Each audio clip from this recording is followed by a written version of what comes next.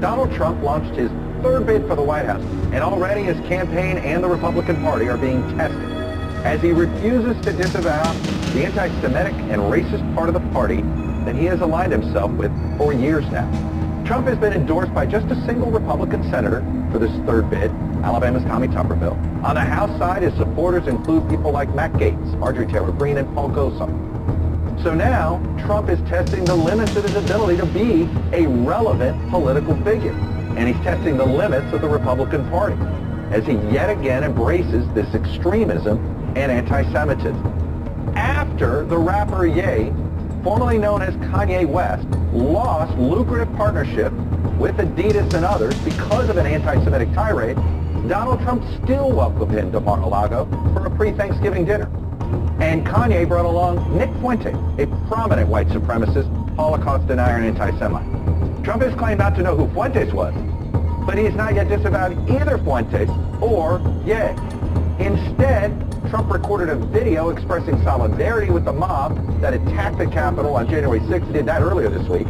And then on Saturday, seemingly out of nowhere, called for the suspension of the Constitution as yet another attempt to overturn the 2020 election.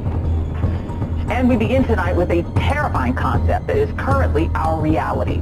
Right now, the Republican Party's presidential frontrunner, a twice impeached, twice indicted, liable for sexual abuse former president, is openly running a campaign on autocracy. New reporting from the New York Times today breaks down all the ways Donald Trump and his allies are planning to expand presidential power if he's elected in 2024. And that goes beyond just using the Justice Department to go after his political enemies, as he has already promised to do. The Times writes that Trump and his associates have a broader goal: to alter the balance of power by increasing the president's authority over every part of the federal government that now operates by either law or tradition, with any measure of independence from political interference by the White House.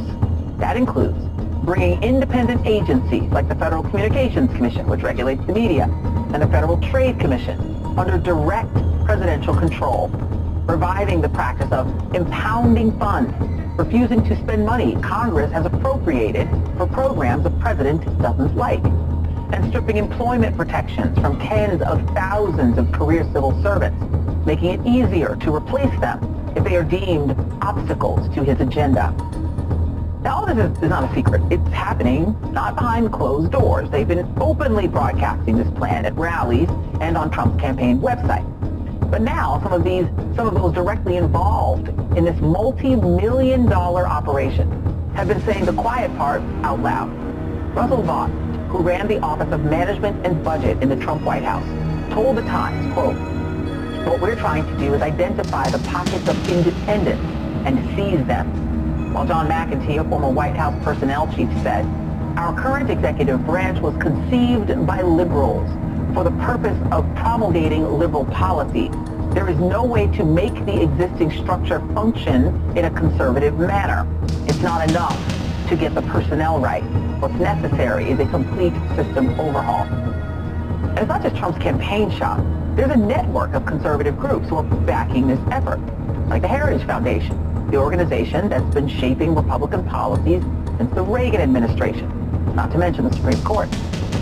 And if you're asking yourself why they're doing this, I have three words for you: power, money, and deregulation.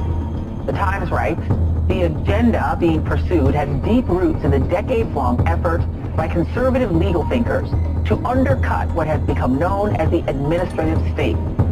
Agencies that enact regulations aimed at keeping the air and water clean and food, drugs, and consumer products safe, but that cut into business profits.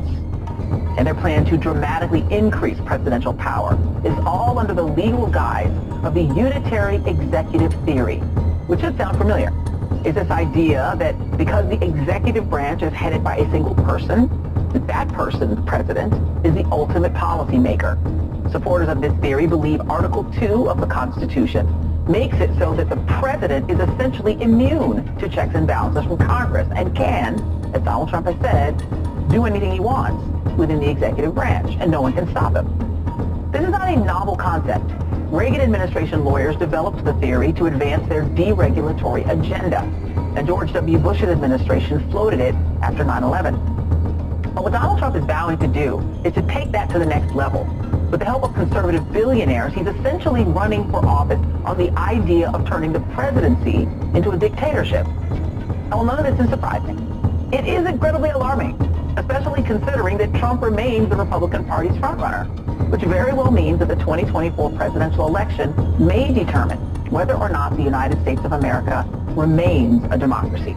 Let me read a little thing from The Economist. It says Republicans believe that they will be able to enact their program only if they first defang the so-called deep state by making tens of thousands of top civil servants sackable. These changes would give an overmighty president direct control of the Department of Justice. By being able to sack all the purported dissenters, the administration would obliterate the norm of legal independence. If so, Trumpian resentment would be channeled into concrete vengeance. The prospect should concern all Americans. It's essentially Viktor Orbanism or Putinism in America.